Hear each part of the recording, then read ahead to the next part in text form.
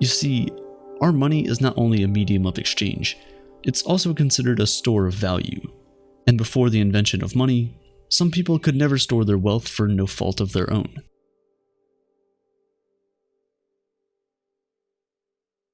Think about the farmer who sells tomatoes and the man who makes tents.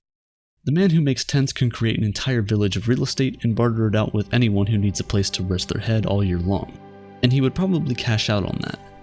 But the farmer who sells tomatoes can only barter when tomatoes are in season.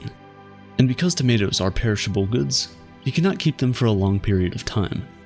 So, although he would be putting in the same effort into his business as the tent maker, there's absolutely no way for him to remain wealthy all year long. There's also the problem of having something that only very few people want. Nowadays, when starting a business, you're often told to find a niche, a small group of people who are very interested in what you have to offer. Before money was a thing, that advice would have you left with nothing worth bartering. The people who had the most were those who owned things that everyone wanted. Things like weapons, animal skin, and salt.